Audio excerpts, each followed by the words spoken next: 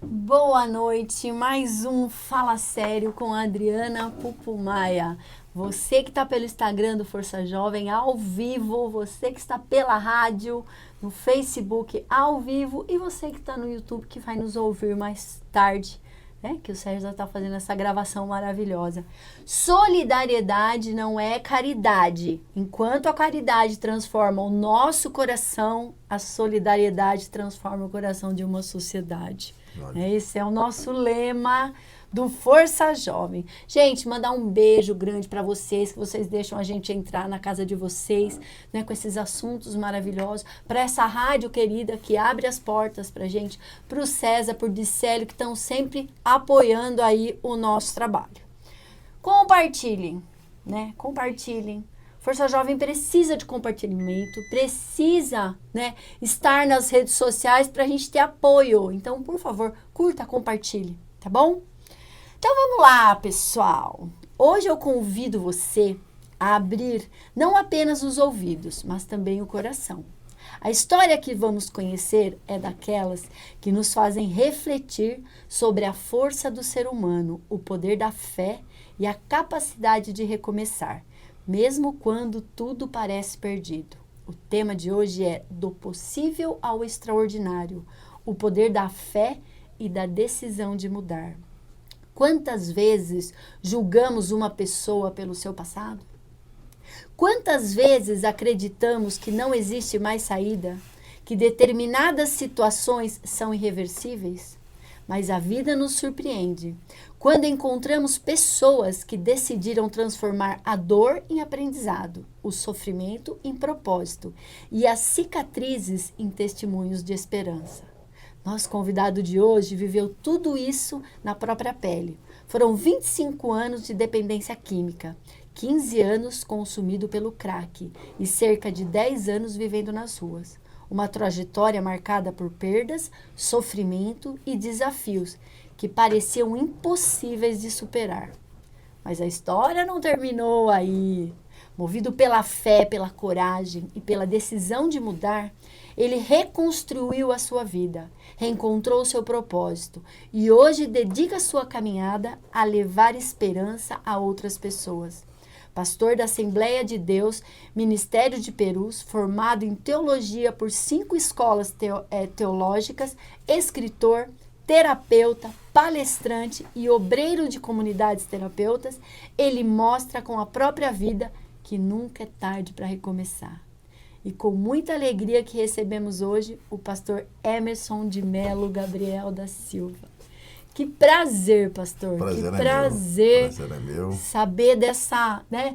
Só desse resumo dessa história que a gente bateu um papo e poder mostrar o que é, né, a transformação, a fé. Sim. Boa noite, Adriana. Boa noite a todos que nos acompanham aí pelas plataformas digitais, a você que vai ter acesso a esse momento ímpar, né? Esse tempo de mesa que teremos aqui. Que Deus abençoe vocês. Espero que através do meu testemunho eu possa aí, né, trazer assim um direcionamento para a vida de alguém que vai acessar esse testemunho. Uma alegria, muito prazer. Obrigado, viu? Pelo convite. Nós que Obrigado agradecemos, né? Mais uma vez o Silas. O Silas e a Patrícia. O Silas, né? É um amigo aí que a gente adquiriu, né? Muito obrigado, Silas, por ter nos indicado também, né?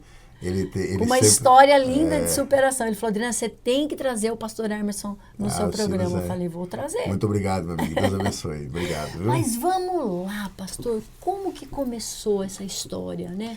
Como que você caiu nesse mundo? Eu sempre digo, Adriana, que a nossa vida ela é feita de escolhas, né? Eu, infelizmente, na minha adolescência, eu de uma forma muito precoce, eu amadureci. Em todos os sentidos, né? E eu tive um primeiro contato com as drogas com 11 anos de idade. Eu tive 11 anos, muito precoce, muito cedo, né? E aí vai a pergunta, né? O que leva alguém a usar droga, né? O que motiva? No meu caso foi a curiosidade e também as más influências, né? Existe um versículo muito bem pontuado por o apóstolo Paulo, em 1 Coríntios capítulo número 15, ele diz que as más influências, elas prejudicam os hábitos úteis. E eu acrescento dizendo que as más conversações, ela corrompe os bons costumes. Então eu tive o meu primeiro contato aos 11 anos de idade. Com amigos? Com amigos, sim. Como eu disse, né, a influência, e nós temos esse poder de influência na vida das pessoas, tanto de uma forma positiva como de uma forma negativa, né? Então eu tive um vulgo no passado que era Tigrão, e isso começou na minha juventude, porque eu comecei a brigar, me tornei um cara muito agressivo. Então eu me achava o cara, né? Então eu achava que para poder ser aceito pelos meus amigos, eu precisava ser louco, precisava usar drogas. Então foi onde eu tive o meu primeiro contato. Porém, o que nós precisamos entender é que um abismo chama o outro, né? Com o decorrer do tempo e o passar dos anos, eu percebi que a maconha já não era mais o suficiente para mim. Foi onde eu comecei a usar a cocaína, né? Nossa, ela vai subindo, então, né? você vê que um abismo realmente vai chamando o outro, né? E como é que você começa usando a droga? Antes de se tornar uma dependência? De uma forma ocasional. Numa festinha, num final de semana, numa sexta-feira, que se inicia. E o que as pessoas precisam entender, e é algo que eu não entendi ainda na minha adolescência e juventude, é que a dependência química, ela entra de uma forma muito sutil e silenciosa na sua vida, e ela te dá munição no dia a dia, para você, uma munição meia falsa, fazendo você entender que você tem domínio sobre a situação, que você usa na hora que você quer. E não é verdade, né? Só que, na verdade, você vai sendo assim, minado de uma forma sutil e silenciosa, sem você perceber. Então, quando você cai em si, e quando é que você percebe que foge do controle e que se torna uma dependência química? Quando você já não consegue mais conciliar. Por exemplo, sua vida particular, vida social, vida familiar, ou seja, você já não desenvolve na escola, entendeu? Da mesma forma como se você estivesse sóbrio, você não tira as mesmas notas, começa a faltar, E a troca... E a escola não percebia, pastor? Não. É muito difícil, né? Principalmente na época em que eu comecei, hoje tem um pouco mais de recursos, né? Através de psicólogos. Na época não tinha. Não tinha muito essa questão, né? Eu estava até falando da questão do filho atípico, que também é algo que no passado não tinha muito. Meu filho ele já nasceu já sendo atendido, e ele é atendido faz 10 anos, desde bebê. Então, todo o atendimento, entendeu? Ele é muito importante nessa questão. Eu sempre digo que existem 3 tipos de prevenção. A prevenção primária, a secundária e a terciária. O que é uma prevenção primária? Quando você fala sobre a questão da dependência química antes da pessoa ter o contato com as drogas. A secundária é quando você descobre que a pessoa já teve contato e você vai ajudar ela a formalizar um pedido de ajuda, que é algo que eu não tive. E a terciária, que já é um trabalho dentro da comunidade terapêutica, né? E que é um processo muito doloroso. Mas, voltando à minha juventude, eu percebi que estava fugindo do controle quando eu comecei a passar noites fora de casa. Então, eu percebi que eu ficava fora da sexta pro sábado. Quando eu percebi, eu já estava ficando sexta e sábado pra rua, só voltava no domingo. E aos poucos isso foi, né, crescendo de uma forma que quando eu percebi, eu saía na quinta-feira e só voltava na segunda. Então, opa, peraí. Isso, na verdade, se eu tivesse tido uma orientação, é claro que eu não culpo ninguém por tudo que eu vivi. Por quê? Porque foram fruto de escolhas minhas. Então, hoje, o que eu procuro fazer através do meu testemunho, Adriana, é procurar orientá-los nesse sentido, para que eles entendam que os nossos gestos, as nossas atitudes, as nossas falas e principalmente as nossas decisões, elas são sementes que um dia vai retornar para nós em forma de colheita. Então, tudo isso juntou com o orgulho, com a altivez, com a soberba. Então, de uma certa forma, eu precisava ser tratado. E quando você não tem sensibilidade para entender que esse tratamento é melhor ser feito, entendeu? Há tempo de você não precisar sofrer o suficiente para entender isso, fica mais fácil. Mas no meu caso, eu cheguei num estágio tão crônico que eu precisei passar por tudo que eu passei, né? E foram muitas situações assim, tipo, por exemplo, a minha mãe, ô filho, vai pagar uma conta para mim, tá um dinheiro aqui, eu sumia com o dinheiro, desandava, saí para trabalhar e eu trabalhava com vendas, e as pessoas me deixavam em Campinas, sendo que, 9 horas da manhã, 3 horas eu te pego aqui, né? E aí quando chegava 3 horas, cadê o Emerson? Aí eu tava na favela, enfiado lá na favela do Inferninho, perto do Carrefour, lá em Campinas, lá na Dom Pedro. E aí depois de uma semana que eu ia aparecer em casa. Então já se tornou um problema crônico. E aí, e sua família nesse momento? Então, a família, ela é coparticipante em tudo isso. Tanto é que no tratamento, a família também precisa ser tratada para saber como lidar com a situação. Por quê? Porque qual é a maior dificuldade que nós temos hoje, Adriana? É falar não e ouvir não. E isso se aplica para gente que é pai em relação a filho, e eu não tive muitos não, tá? Então eu tive uma liberdade muito grande que hoje eu procuro limitar dentro dos meus filhos para que eles também não colham consequências como eu colhi de algo que eu mesmo semeei. Olha que importante isso, né? A falta do não. A falta do não. A falta é zelo. O não é zelo, gente. O não é um divisor de águas na vida das pessoas que as pessoas não entendem no momento. Mas depois, eu sou muito grato por muitos nãos que eu ouvi e que na hora soou pra mim como que pode isso? Mas, cara, foi a melhor coisa que me aconteceu. Horrível, né? Então foi assim, muitas decisões que eu tomei, escolhas que eu fiz, que trouxe consequências ruins. E por que é que eu fui morar na rua? Porque mesmo eu estando numa situação muito complicada na dependência, eu sempre tive consciência, porque eu sempre fui bem educado pelos meus pais. Apesar de não ter ouvido muito não, eu sempre fui educado, né? Bença pai, bença mãe. É uma geração que você nem vê mais hoje, entendeu? Então hoje os meus filhos, quando eu vejo que eles alteram um pouco a voz, ô rapaz, o que é isso aí? Não é assim não, hein? Vigia e tal, entendeu? Então eu procuro hoje aplicar na vida dos meus filhos aquilo que no passado eu não tive e que seria bom para mim, entendeu? Então eu não culpo ninguém por tudo aquilo que eu passei. Por quê? Eu sempre digo que na vida, quando você não gosta do que está colhendo, você precisa mudar o que você está plantando. Tá? E tem coisas que eu vou plantar e você vai plantar, Adriana, que nem nós vamos colher.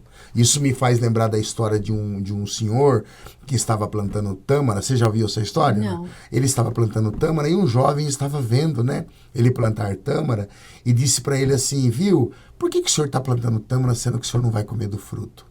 Demora. Por que ele disse isso? Porque a tâmara demora de 80 a 100 anos para começar a dar fruto. Se ele já era velhinho, automaticamente não ia colher. Mas a resposta que mais me encantou, ele olhou para o jovem e disse assim, se todo mundo pensasse igual você, ninguém comeria tâmara. Ele estava dizendo, eu não estou plantando para mim, eu estou plantando para outras gerações.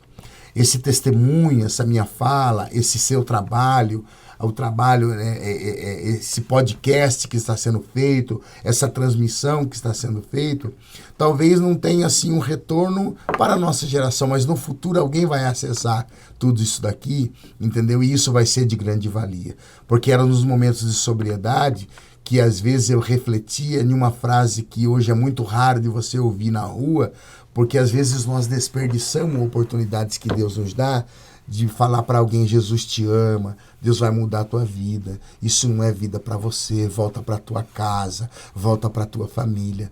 Eu tive muita falta disso enquanto eu estive na rua, mas teve muitas pessoas que falaram para mim, e tudo isso fez em um momento de sobriedade, eu parar em um momento de não estar louco e falar, puxa vida, cara, né? Minha mãe, meu pai. E eu, para não ficar pensando em tudo isso, aí eu usava drogas. Mas aí entra a pergunta que você fez, e a família? Porque a gente usava droga para não ficar pensando nas decepções que a gente tinha causado para a família e para o sofrimento que estava trazendo. Mas e a família? O que eles estavam usando para poder enfrentar o sofrimento de não ter o filho em casa acordando de manhã, de não ter o filho para poder tomar um café, para poder almoçar, para poder comer a comida da mãe? Então eu, para não expor a minha família de uma forma direta, Porque se eu ficasse dentro de casa, eu ia desandar tudo. Eu falei, quer saber? Eu vou pra rua e vou... Então, se eu fui... E morava na rua mesmo? Morava na rua mesmo. E aí eu... Dormia ao relento? Embaixo das pontes. Cheguei a ficar 5 meses sem tomar banho. Foi, assim, um processo muito doloroso e muito difícil. Porque nesses momentos, às vezes eu tava na rua, eu usava 30, 40 pedras de crack na noite, Adriana. Meu Deus. Entendeu? Então, tipo assim, o crack ele mata em 5 anos. Eu fiquei 15. Então, tipo assim, Deus ele cuidou muito de mim. Essa semana, né, eu peguei um resultado de exames que eu fiz, que eu faço aleatoriamente cada 6 meses, e eu fiz quase 20 exames de sangue, eletro, e aí ela falou assim, Emerson, nossa, tá tudo, né, nível de gordura, tá tudo, você só precisa maneirar um pouco na alimentação, que você tá acima do peso, com 110 quilos, precisa voltar aí para uns 87 e tal, né, mas tipo assim, para mim viver na rua foi algo assim que foi necessário por conta da pessoa que eu me tornei enquanto eu estava tipo, sendo influenciado pelos amigos. Porque eu não olhava muito para a família, eu estava olhando para o meu ego, olhando para o meu eu. As amizades, às vezes, elas eram mais importantes do que o momento com a família. Então, nós não podemos inverter valores, né? Então, hoje eu procuro também transmitir isso para os meus filhos. Então, quando eu fui para a rua, foi uma escolha minha, mas foi justamente para mim de uma forma, não expor de uma forma direta a minha família. E para mim foi difícil, por quê?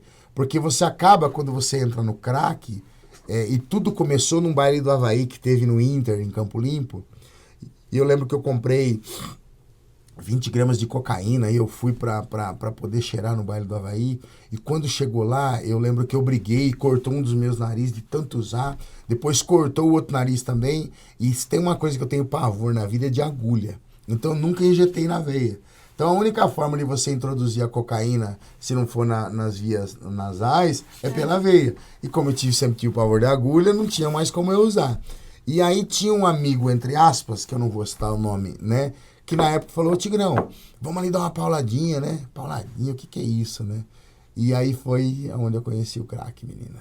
Na época, a gente virava da colher, né? A gente tirava da cocaína com bicarbonato, a casca, né? Na época. Não era como se é feito hoje, na época onde começou. E naquele momento que eu usei, eu mal sabia que estava começando o sofrimento da minha vida. Então foram assim 10 anos na rua, que mesmo eu estando na rua, sabendo que a minha mãe tinha tido um AVC, depois de 6 meses que minha mãe teve um AVC, ela tomou 87 pontos na cabeça. E aí ela ficou sem andar. E eu fui para casa depois de 6 meses que eu fiquei sabendo para ver como é que ela tava. Fiquei um dia e já voltei para rua. Nem a minha mãe segurou eu. Então é uma dependência, algo muito demoníaco, sabe? Algo assim e é uma loucura que não dá nem para explicar. Ele te leva a um mundo assim que você sabe que não é real, mas ao mesmo tempo que você precisa tá nele, então se torna uma necessidade, um alimento. Tanto é que uma vez eu passei mal e o SAMU me levou pro hospital e fizeram uma endoscopia e o médico falou para mim, cara, seu estômago tá da largura de uma colher, cara. Ele atrofiou, porque eu cheguei a ficar 10 dias, 10 noites no ar, sem comer, sem nada. Entendeu? E ele falou, murchou, seu estômago tá nessa largurinha aqui, ó. Cara, você vai morrer se continuar desse jeito. Então, tipo assim, e quando se torna uma dependência, é algo tão ruim que às vezes eu pegava o cachimbo de crack e eu colocava a pedra em cima, Adriana. E a dor me vinha porque eu pensava na minha mãe, pensava no meu pai. E o meu pai sempre foi meu parceirão, sabe? E eu não tenho mais os dois. Daqui a pouco eu vou falar sobre, né, o papel deles na minha recuperação. E aí eu tipo assim, pegava o cachimbo e, na verdade, eu não queria fazer aquilo. E aí eu entendi o que o apóstolo Paulo também disse, que ele disse assim, ó, aquilo que eu não quero fazer, isso eu faço. E aquilo que eu tenho que fazer, isso eu não faço. Então Paulo, ele demonstra uma luta muito grande contra a sua própria carne. E eu não tinha força para poder lutar, entendeu? Contra a dependência. Então hoje, para as pessoas, é muito fácil olhar para um morador de rua, para uma Apontar, prostituta, né? sentenciar, é sem Apontar. vergonha, não sabe porque não quer. Na verdade, não é que não sabe porque é porque eles não conhecem o outro lado da história. Porque eu conheci advogados que fez faculdade, formou em direito, e você acha que a pessoa vai morar na rua porque quer ser um advogado? Ninguém faz isso. Eu Eu já vou acordar, hoje eu quero ir pra rua. Ah, e tal, em vez de advogar, morar na rua, não, isso aí não né? existe. Então, tipo, a dependência química, ela hoje, pela OMS, ela é classificada como uma moléstia progressiva, incurável e fatal. Ou seja, ela não tem cura. É igual a diabetes. A diabetes tem cura? Não, mas se você tomar insulina, você vive, controla ela. O HIV tem cura? Não, mas se você tomar os coquetéis, você vive bem. A dependência química, ela não tem cura. O tratamento vai do dia que você para até o resto da sua vida. E não pode usar mais nada. Não, na verdade você tem 3 coisas, e eu já começo até já a falar da questão do tratamento e de coisas que precisam evitar. Existem 3 coisas que você precisa evitar. E a pessoa, o drogadito, o toxicômano, ele precisa entender isso. Lugares, pessoas e conversas da ativa. Então isso aí ele precisa eliminar da vida dele. Porque tudo isso daí pode se tornar um gatilho para ele ter uma síndrome de abstinência. E uma vez que ele tem uma síndrome de abstinência, ele tem uma recaída. Então é um monstro que está adormecido. E eu sei hoje o que eu tenho que fazer para poder manter ele adormecido. Tá? Porque se ele despertar, não tem quem segura. Eu posso perder o que eu conquistei nos últimos 18 anos daqui para minha casa. Entendeu? Eu posso não chegar na minha casa. É uma luta diária. Mas hoje eu sou muito preenchido com trabalho, com família. Então, para mim resgatar os meus valores, para moldar o meu caráter de novo, para poder ser reintegrado à sociedade e viver de uma forma digna, não foi fácil. Tanto é que eu falei para você aquela hora, eu passei por 8 comunidades terapêuticas. Então, hoje, para você ser inserido dentro de um tratamento, você primeiro precisa fazer uma triagem, para ver até onde a pessoa ela quer o tratamento. Por quê? Porque não é fácil. Então, hoje você pode dar, de repente, uma vaga numa comunidade terapêutica para um tratamento para alguém que não quer. E, de repente, alguém que realmente entendeu a necessidade e a profundidade do problema não tem a oportunidade. Então, hoje, por isso que é feita essa triagem. E nas 7 primeiras casas de recuperação que eu passei, eu fui porque meu pai queria, porque queria engordar a carne. Aí fiquei 3, 4 meses e via que a carne estava boa. E um problema muito grande que tem dentro das casas de recuperação é tipo... o chá de jatobão, né? Às vezes você olha fisicamente, ele engordou, tá bonito aparente, mas o problema não foi tratado. Então a questão não é um problema físico, não é um algo aparente, é um algo interno.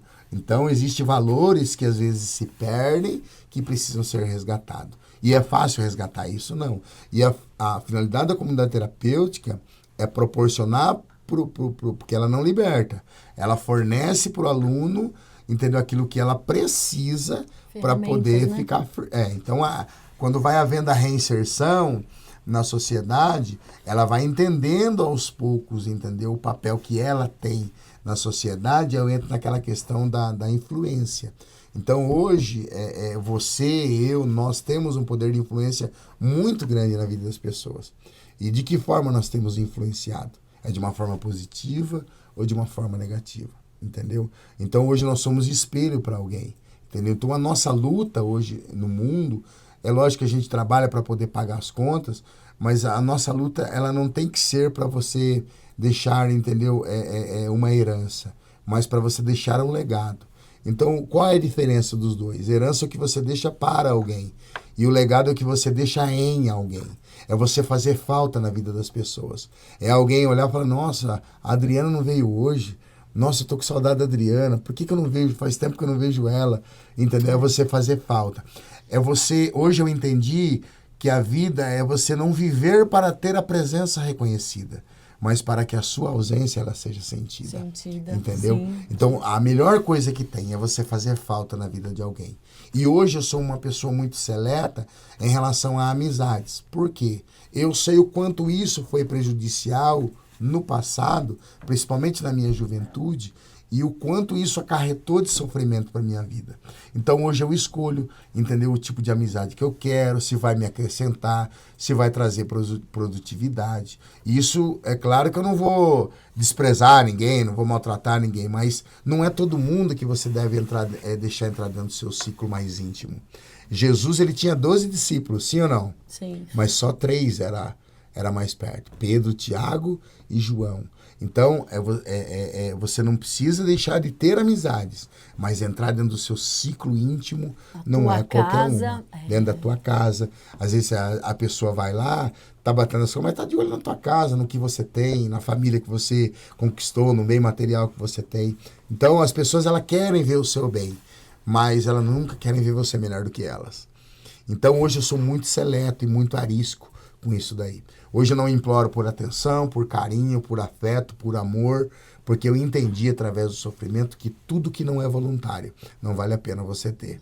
Então, se não for voluntário, o carinho, o afeto, a amizade, entendeu? Não então vai fazer bem, não vai fazer bem. Então, tudo que eu passei, Adriana, fez eu hoje obter respostas sem precisar fazer perguntas, entendeu? É você entender o seu lugar na vida de uma outra pessoa, entendeu? Se não te chamaram, não vai. Se não te incluíram, não faça questão de estar ali, entendeu? Então é melhor você só depender de Deus. Por quê? Porque o único homem, né, que vai querer o seu bem, entendeu? Vai Independente de qualquer outra coisa. E vai querer ver você melhor do que ele, mano, é o seu pai. E o meu pai, e já entra agora na questão da família, ele teve um papel muito importante na minha vida. Quando eu estava na rua, os meus familiares disseram que meu pai um dia saiu lá de Butujuru, em Campo Limpo, a pé. E ele veio até na Coca-Cola a pé, procurando embaixo de cada ponte o filho dele.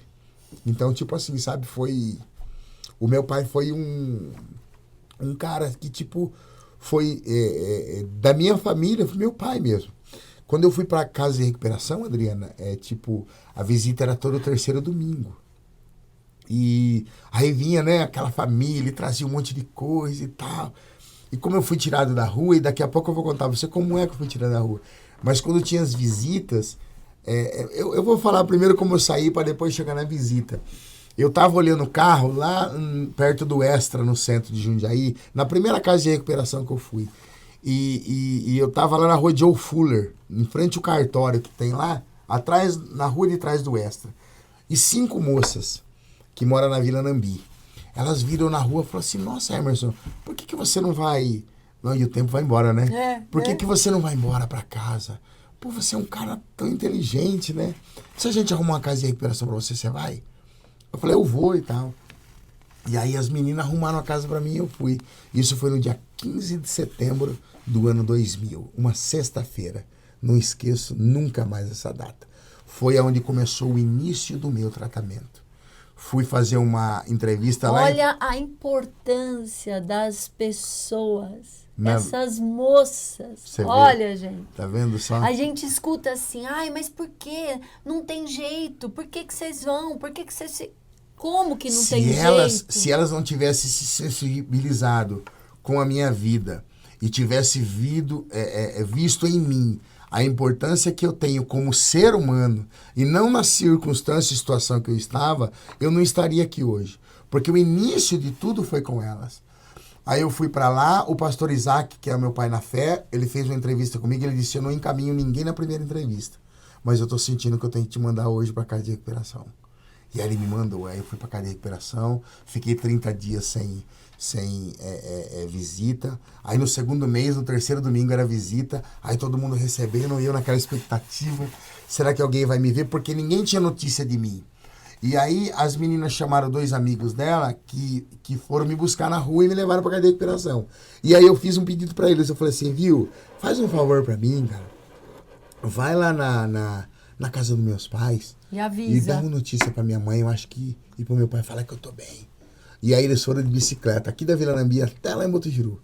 Acharam a casa dos meus pais. Falou, viu, aqui mora o Emerson. Mora, mas ele não tá aqui, já faz tempo que ele tá na rua. Aí eles falaram assim, não, a gente veio dar a notícia pra vocês. O Emerson tá numa casa de recuperação. Ai, meu Deus. Aí eles ficaram muito felizes e tal, enfim. Aí meu pai começou a me visitar. E aí quando chegava o dia de visita, eu via todo mundo. Daqui a pouco eu via quem que vinha, meu pai. Com a sacolinha, trazendo uma bolacha e tal. E, tipo, né, eu não desisto, jamais vou desistir de você e tal. E aí meu pai tava lá, sempre no terceiro domingo. Um dia eu gosto muito de planta, eu gosto muito de flores, né? Hoje eu tenho 150 orquídeas. Nossa, Você não tem ideia, 150. Tem orquídea de todo jeito que você imagina. Desde Wanda, Valenópolis, Oncídio, eu nem sabia, mas eu aprendi porque eu gosto muito. E eu tava cuidando da horta um dia, e aí um obreiro chegou pra mim e falou assim: ô Emerson, o pastor Isaac tá te chamando lá em cima. Ele quer falar com você. Eu falei, puxa, o que eu fiz, né? Aí quando eu cheguei lá tinha um carro parado, né? Aí quando eu vi quem é que tava na porta do carro, a minha mãe. Minha mãe, aí ela me abraçou mesmo, sem poder andar, né? E falou, meu filho e tal. Aí eu comprei o tratamento, fui pra casa, mas eu não aguentei, tive recaídas depois. Me casei, primeiro casamento, tive muitas recaídas. E aí vou resumindo e já vindo já pra minha última recaída, que foi quando eu saí de casa, eu fiquei 150 dias na rua, sem tomar banho. Aí eu pedi ajuda pra uma pessoa, e aí entra a questão do não, né? A minha ex-esposa, né? Eu tenho liberdade, porque minha esposa conhece toda a história atual. Ela me encontrou de novo na rua, e eu falei pra ela, pô, me leva pra casa e tal, né? Aí ela me falou algumas frases. Ela falou assim, não te quero mais. Não te amo mais. Não vou mais te ajudar. Se você quiser, eu te levo pra casa da tua mãe, mas pra casa você não vai mais. Aquele não foi o divisor de águas na minha vida. Então, enquanto eu tinha alguém que me pegava na recaída, me levava pra casa, cuidava de mim, tomava banho, ficava legal, depois de uns dias recaía de novo. Então, quanto estava tendo alguém que... Mas o dia que eu ouvi um não, eu entendi a profundidade do problema que eu estava. Fui pra casa dos meus pais, fiquei 10 dias na casa do meu pai e da minha mãe. Falei, mãe, eu preciso ir pra uma cadeia de recuperação de novo. Mas eu vou com um objetivo diferente. Aí me mandaram lá pra Caçapava. Cheguei lá, tinha 250 alunos na casa. Cheguei lá, foi um processo muito difícil no começo, porque a gente ficava num galpão com 80 pessoas num galpão. Imagine só, sai da rua, mendigo, morador de rua. E aquilo, então, antes de descer a gente chamava de suíte presidencial, pro quarto, que tinha só 4 camas, a gente tinha que ficar pelo menos uns 30 dias lá. Então foi muito doloroso para mim. Mas foi necessário. E aí depois eu fiquei lá 6 meses. Depois de 6 meses eu voltei para casa e nunca mais eu voltei para trás. E uma das coisas mais interessantes, no ano de 2015, um dia, e a minha última recaída, por que eu fui embora para casa? Porque a minha mãe passou a noite orando e de manhã cedo ela acordou. E ela chamou meu cunhado e falou assim, meu filho tá precisando de mim, vai atrás dele, por favor. E o pastor Salvador com meu cunhado foi atrás de mim onde eu morava, nessa moita que eu tava. E quando eles me viram, Adriana, e eu nem tinha visto, ele tava com a cabeça baixa, quando eu levantei a cabeça, eu vi eles assim, ó, chorando, e eles dizendo, ô meu filho, vamos embora. Eu tava com 49 quilos, entendeu? 150 dias de tomar banho, eu tava menos da metade do peso que eu estou. E aí eu tive que tomar a decisão naquele dia. Levantei, fui para casa, fiquei 10 dias, fui me tratar. Depois de 6 meses eu voltei. Mas durante o tratamento, na última casa que eu fui, eu fiz um propósito com Deus. Eu falei, Senhor, eu vou fazer um propósito de 150 dias de oração. Eu vou levantar às 2 da manhã. Eu entro na cozinha às 5 para cozinhar para os alunos. Mas das 2 às 5 da manhã eu vou para o monte e vou orar. E eu não aceito mais isso. E eu saí e faz 18 anos. E você ia todo dia? Todo dia. 2 horas 2 horas da manhã até as 5, orando no monte. Pedindo para Deus me libertar da dependência que eu tava. Você entendeu o propósito? Então, quando você... É o querer mesmo, né? É a vontade. Quando você vai com um propósito, com um objetivo, você não só engorda a carne, você trata o problema. Entendeu? Então, quando você sai de lá, você enxerga a vida de um ângulo diferente. Você enxerga muitas coisas de uma forma mais ampla. Então, quando eu voltei para casa, porque meu maior medo quando eu estava na rua, Adriana, era Deus levar minha mãe e meu pai comigo morando na rua. Porque para a família, eu ia ser o... Não, morreu por causa do sofrimento que ele causava para a mãe. Só que das milhares de almas que eu ganhei ministrando a palavra de Deus, depois que eu saí das drogas, no mundo inteiro, na Argentina, no Paraguai, onde eu fui pregar, a principal foi uma pessoa que um dia falou para mim assim: filho, a mamãe tá indo embora, eu preciso voltar para Jesus. A minha mãe afastou.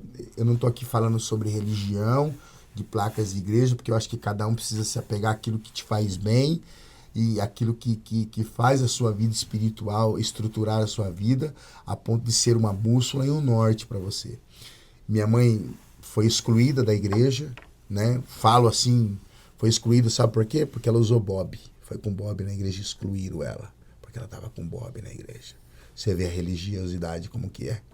Ela ficou 40 anos afastada, se tornou mãe de santo, fez coisas assim horríveis, né? Quando estava nessa vida. Mas depois de 40 anos ela falou isso para mim: mamãe precisa voltar para Jesus. E aí eu falei: mas, para, mãe, tá repreendido, né? Não, mamãe tá indo embora. Ela falou. Tá desencarnando.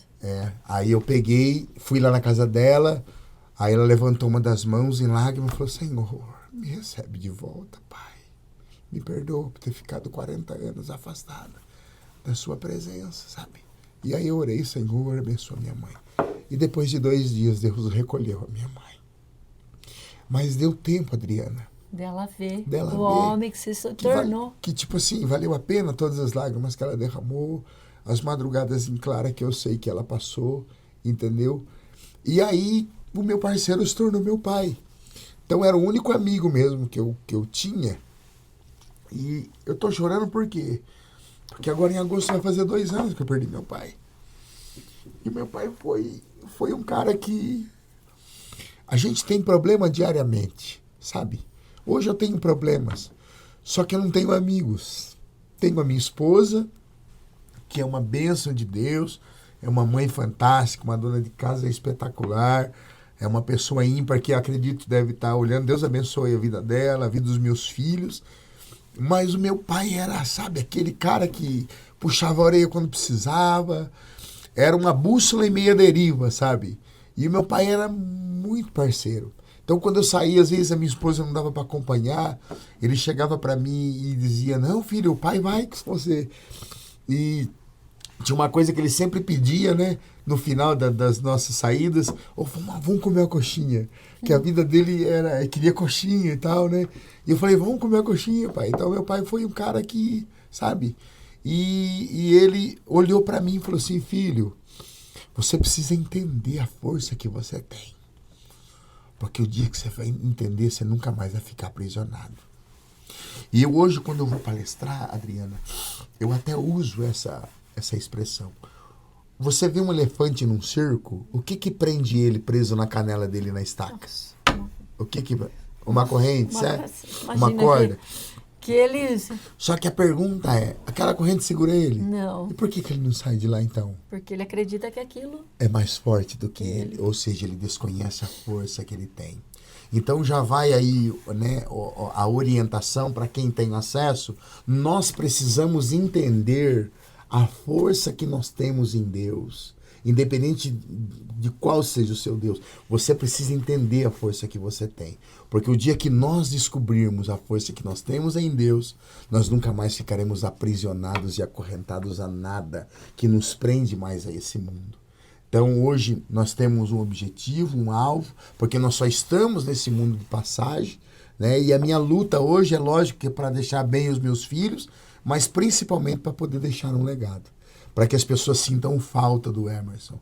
Eu sou uma pessoa que eu sou muito brincalhona, eu gosto muito de fazer as pessoas rirem. Às vezes, quando eu estou ministrando, você sorri, você apanha dando risada, sabe? Diante das exortações que às vezes Deus nos dá. Mas, tipo assim, eu sou uma pessoa que, como qualquer um outro, independente de ser pastor, eu também sofro, também preciso de um abraço, também preciso de um colo, também preciso de um amigo. Eu tenho um parceiro que parece que Deus, né? E às vezes eu tô em casa e... porque tem coisas que no seu marido, né? Sua esposa não vai, entendeu? Não é dele que você precisa, é de um amigo mesmo. E aí ele, pô, cara... Às vezes pode até ser dela ou dos filhos, que você não quer falar. E outra coisa, exemplo, se você tem o seu esposo hoje, ele for te falar algo pra você, e eu te falar a mesma coisa, você vai ouvir quem? O seu marido ou eu? Não é? Você vai ouvir eu. Porque não tem. Você vai falar, pô, porque não. a intimidade cria barreira. É engraçado que se você não tá bem, o marido fala ou a esposa fala, aquilo vai entrar torto. Vai Seu entrar, amigo fala. A mesma coisa é diferente. Você fala, pode ser que isso eu tenho que parar pra pensar. Então, às vezes, nós precisamos ter essas pessoas, sabe? Essas amizades, entendeu? Sadias, produtivas, que nos fazem bem. Entendeu? E à medida com que o tempo vai passando, as pessoas vão revelando quem elas são na sua vida, entendeu? E eu aprendi que na vida, né, que a gente já está caminhando para o final, eu posso não ser tudo o que eu quero ser, mas se eu quiser, eu posso ser tudo o que Deus quer que eu seja, entendeu? Então, eu tive muitas perdas, e perdas assim que me trouxeram muitas tristezas, mas tem uma expressão que diz que quem perde o teto ganha as estrelas. Então, na vida, Adriana, nós perdemos coisas que às vezes nós não queríamos perder para conquistar aquilo que a gente nunca imaginou. E a gente só vai entender isso daí quando você começa a conquistar essas coisas. Então, hoje, a finalidade de todo esse testemunho, dessa fala, porque é muita coisa para poder a gente falar, é para poder trazer um despertamento para as pessoas. Por quê? Porque depois você não vai dizer que não foi por falta de informação, mas foi desprezo pela verdade, entendeu? Porque às vezes a gente não quer, entendeu? As pessoas escutam, mas não ouvem. Tem diferença? Tem. Total. Porque escutar é o que muitos vão fazer. Agora, ouvir quando você absorve aquilo que está sendo falado. Entendeu? Então hoje eu sou muito observador, eu aprendo com um mendigo, como eu ensino um doutor, até porque na vida nós nunca seremos sábios o suficiente para que não possamos aprender e nem humildes o suficiente para que não possamos ensinar. Então nós sempre vamos estar aprendendo alguma coisa. E a nossa vida, ela é um eterno aprendizado. Então hoje eu sou muito grato a Deus por tudo que Deus fez. Depois que eu saí das drogas, eu fui estudar o problema.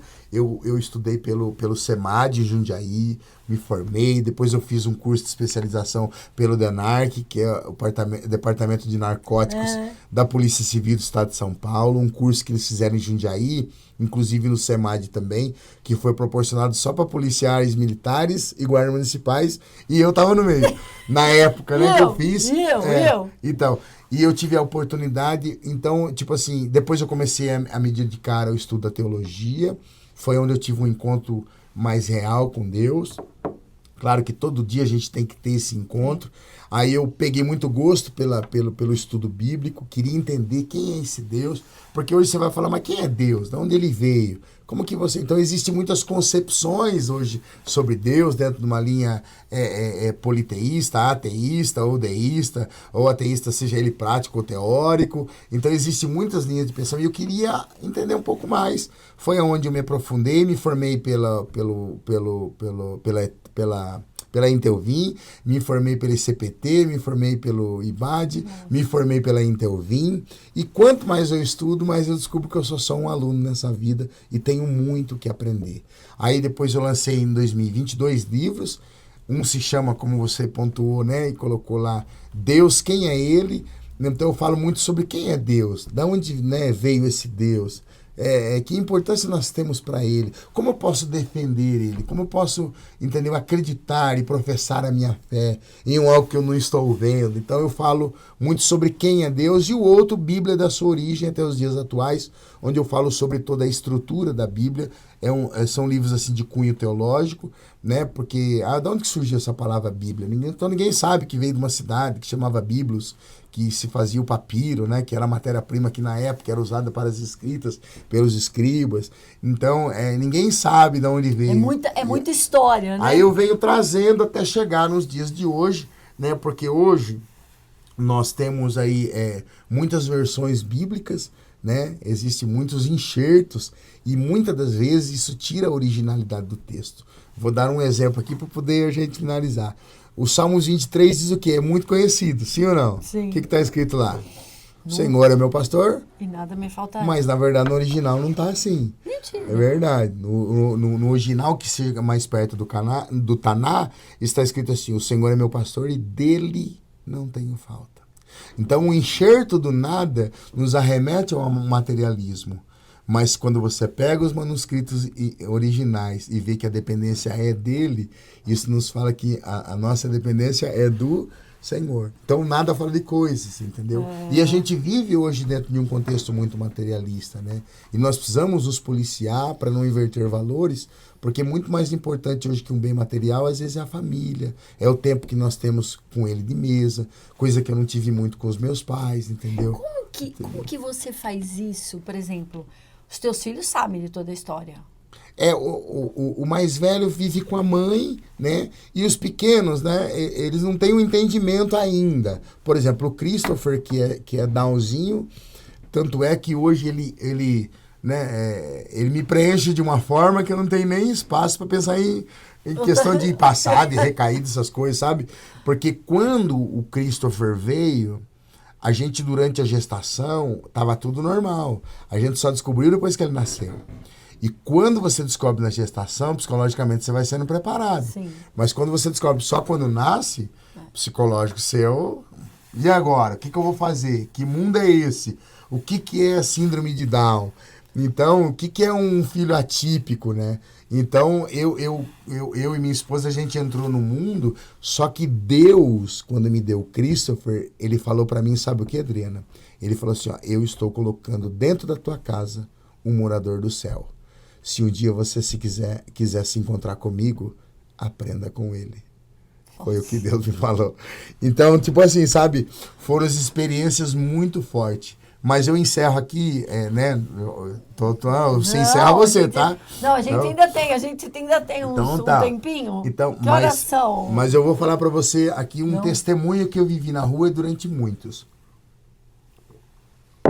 Eu tenho um amigo, que hoje ele é tenente da Polícia Militar, na cidade de Jundiaí, ele era da Rota, e hoje ele está em Jundiaí, e ele é muito amigo. E um dia a mãe dele falou para mim assim, Emerson, eu vi o Fábio chorando 2 vezes na vida. E uma vez ele chorou quando ele te viu na rua, mano. O amigo dele, mano. Então, tipo assim, sabe? Todas essas coisas marcaram muito a minha vida. Uma outra situação, teve um amigo que estudou comigo. E ele também é policial militar. E um dia ele me abordou quando eu estava na rua. Só que ele não... Ele abordou, deu geral quando vira de frente, tava mão pra trás. Aí quando ele me viu... Ele olhou para o amigo e falou, termina aí. E eu vi que ele saiu para poder chorar por me ver naquela situação. Então, tudo isso fez eu refletir, entendeu? A necessidade que eu tinha de voltar a ser, entendeu? Não aquele homem que eu era, mas uma pessoa melhor nesse mundo. De que forma eu poderia acrescentar e agregar hoje na vida das pessoas. Por quê? Uma coisa eu chamo a Adriana, você estudou a vida inteira sobre relacionamento. Estou te fazendo uma analogia, que é um pouco de semelhança de coisas diferentes. Você estudou sobre terapia de casal. Quando chega no dia da palestra, tem 200 casais lá, 400 pessoas. Aí eu te pergunto, você é casada? Não. Você fala, não. Então, se você só tem teoria, porque na prática é diferente. Então, quando hoje a gente fala sobre dependência química, não é o que eu ouvi falar, é o que eu aprendi com o curso do Denark, não. Eu vivi isso daí. Então, eu sei o que é estar a hora que você olha no olho, né? Cara, eu sei o que é estar do outro lado, entendeu? E às vezes o que a pessoa precisa é aquilo que eu te falei, é um Jesus te ama. Uma vez eu estava no domingo, uma das dezenas de testemunhos que eu tenho para contar, mas eu vou contar só esse. Eu estava andando na rua no domingo, e eu lembro que eu abordei um rapaz, e eu falei, moço, você tem um dinheiro aí que eu tô com fome e tal? Ele falou assim, moço, eu não tenho nada hoje, tá? Desculpa eu não poder te ajudar. Tá Quando bom? você estava morando na rua. Na rua. Tá. E aí ele parou na esquina, ele esperou me aproximar dele de novo, e ele falou, você está com fome, moço? Eu falei, estou. Eu falei, então venha comigo que eu vou matar a tua fome. Mas aquilo me arrepiou, assim, foi algo, eu falei, nossa. E ele me levou na rua Barão de Jundiaí, você é antigo em Jundiaí? Sim. Você lembra sim. da Pauliceia? Oxi. Quem não tomou um café na Pauliceia? Nós que somos, né? Da Eu vou fazer 50, vou fazer 53 domingos, sou da época. O senhor lembra da Pauliceia ou não? Nossa Senhora. E ele me levou na Pauliceia, eu com o saco nas costas, cabelo desse tamanho, barba aqui embaixo. Aí ele falou, faz um lanche quente pra esse rapaz. E eu procurei não entrar. Aí o balconista falou, não tem lanche quente não. Era um domingo de manhã. E você não vai achar nada aberto não, que tem alguma coisa quente. Mas ele falou aquilo pelas condições que eu tava, não é que não tinha. Aí esse moço olhou para ele e falou assim, não importa o tanto que eu tenha que andar, eu acharei um lugar que vai ter um lanche quente para matar a fome. Ele disse, rapaz... Eu falava, nossa, mas era algo muito diferente aquilo. Aí, lá onde é o terminal central, na época, era um terminal intermunicipal, você lembra, né? E aí ele falou que ia para São Paulo, eu fui até o guichê com ele comprou uma passagem da Cometa, e aí ele conversando comigo, ele falou, você tá com frio, né, moço? Aí ele tirou a jaqueta da California Racing, eu lembro até hoje. E ele me deu a jaqueta, e ele falou assim, ó, eu vou te dar um outro presente, você sabe ler? Eu falei, sei, eu vou te dar um presente. Porque você vai precisar dele, vai usar muito. Aí ele abriu a maleta e me deu uma Bíblia, Adriana. Meu Deus do céu. Quando ele me deu a Bíblia, eu peguei ela, guardei e tal. E aí o que aconteceu? Guardei a Bíblia. E essa Bíblia foi aquela que eu vendi lá. Aí guardei a Bíblia. Aí levei ele até a porta, ele entrou no ônibus, aí eu fui embora. Quando abri a Bíblia tinha uma foto de uma família. Mas não dava para ver o rosto, dava para ver que era uma família. Aí eu fui devolver a foto pro rapaz. Falei pro motorista, deixa eu entrar, devolver a foto pro... Aí ele falou, vai lá, entrei no ônibus. Aí pergunta pra mim se aquela pessoa que eu vi entrando no ônibus, ela tava lá, Adriana. Não tava. Não tava lá. Então eu tenho certeza que Deus enviou um anjo naquele dia para mostrar para mim que mesmo eu desviado, afastado nas ruas, envolvido no crack, tudo sujo, mesmo eu naquela condição, Jesus estava mostrando para mim, eu ainda te amo mesmo assim. Então hoje é muito fácil para nós que tem uma casa quentinha, uma comida para comer hoje, entendeu? Estar dentro do conforto do nosso lar, viver dentro de um contexto egoísta e achar que já tá bom, que nós não precisamos mais proporcionar nada para a vida de alguém, mas não. Nós precisamos hoje entender que Deus está dando no nosso contexto de vida atual oportunidade para outras pessoas e para nós de levarmos esse Deus para a vida dessas pessoas, porque só Ele pode mudar a vida, só Ele pode restaurar valores, só Ele teve assim condições de me dar uma família. Eu conversando com a minha esposa recentemente, ela falou, bem, a gente tem uma casa que vale quase R$500 mil, e sabe quanto falta para quitar? R$900. Adriana, isso não tem preço. Eu tenho um carro seminovo, né? Tem 10 anos de uso, que ela usa para as crianças para cima e para baixo. É um carro confortável, sedã. Tá quitado. Minha moto tá quitado. Então, tipo, eu tenho um trabalho, sabe? Então, Deus, ele foi muito bondoso para comigo. Mas nós precisamos entender a força que nós temos em Deus, independente de religião. Então, a nossa finalidade hoje é trazer esse despertamento, é levar, entendeu, esse Deus para a vida dessas pessoas, para que eles possam, assim como eu, aproveitar as oportunidades que Deus nos dá. Porque nós sabemos que um dia Deus ele vai retornar com juízo. Esses dias, estudando um pouco a Bíblia, eu descobri algo muito interessante. Antes do dilúvio, Deus deu uma oportunidade de 969 anos para as pessoas. Isso mostra o amor de Deus para conosco. Então, antes dele voltar um dia como juiz, ele hoje é o nosso advogado.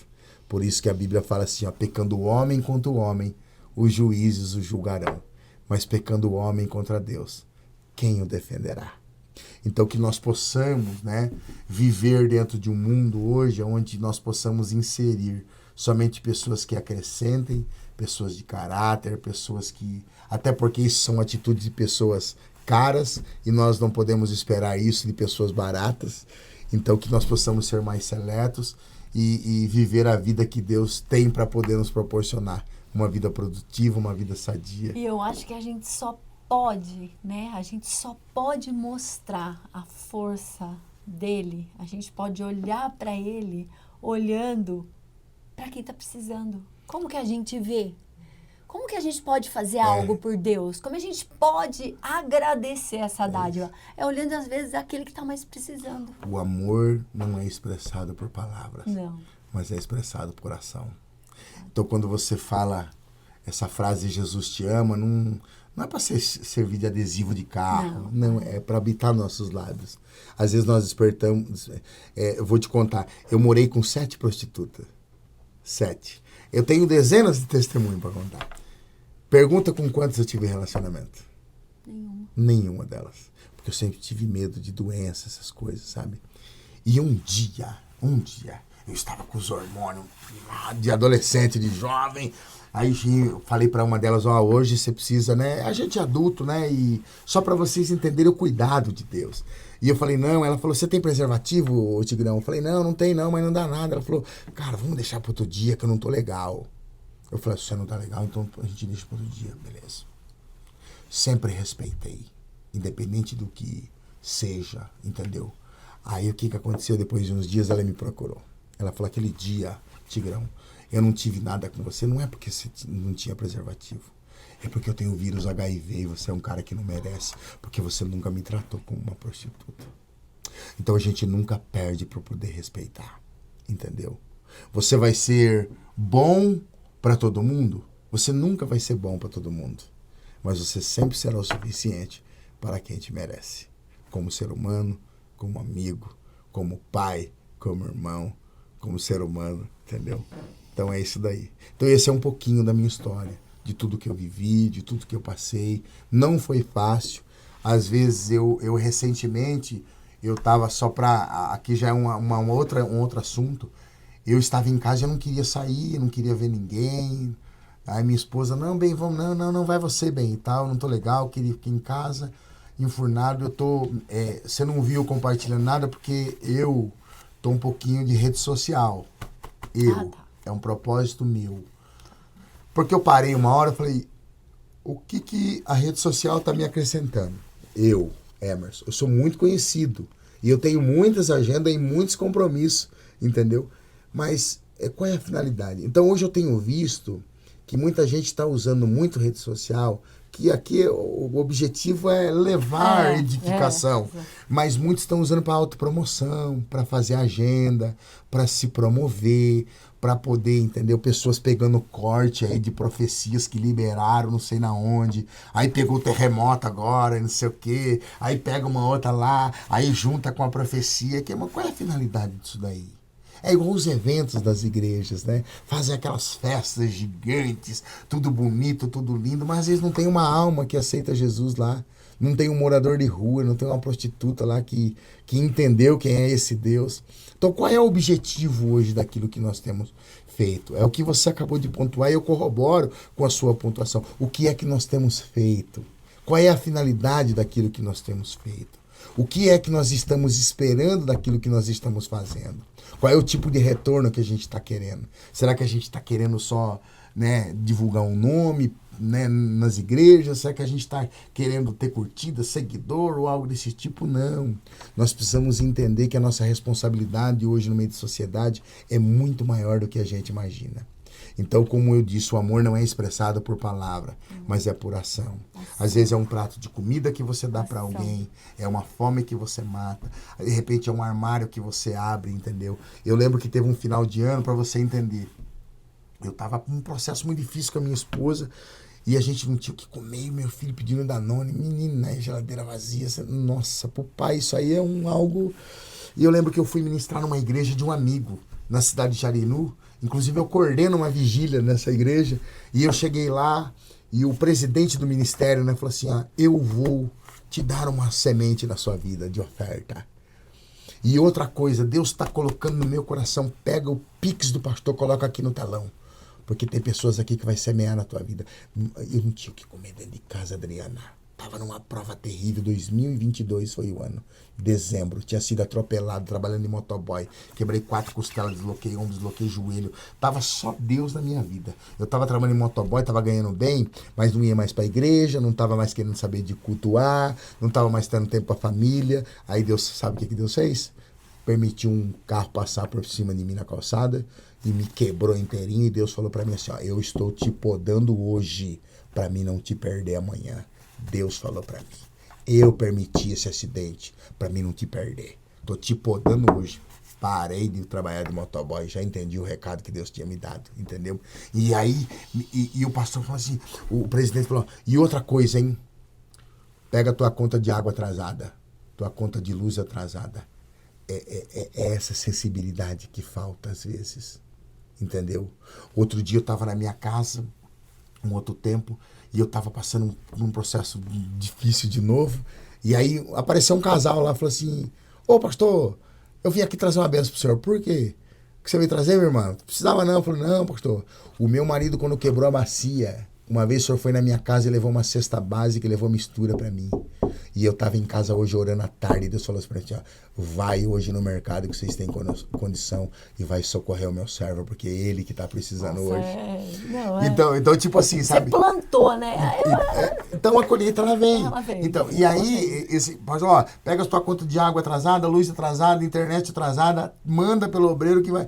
E detalhe, me levou mais 2 cestas básicas e o cara que foi buscar a minha conta de água no outro dia passou no mercado, levou Danone pro meu filho, fez feirinha, levou fruta e levou. Então, tipo assim, Deus cuida da gente de uma forma, sabe, que a gente não entende. Tá? Então eu também hoje sou muito sensível. Uma vez eu estava num culto e Deus falou para mim assim, ó, tem um moço aí na igreja que calça 42, que é o número que você calça. Hoje é o primeiro dia que você está usando seu sapato, mas você vai tirar o sapato do teu pé e vai dar de presente para ele.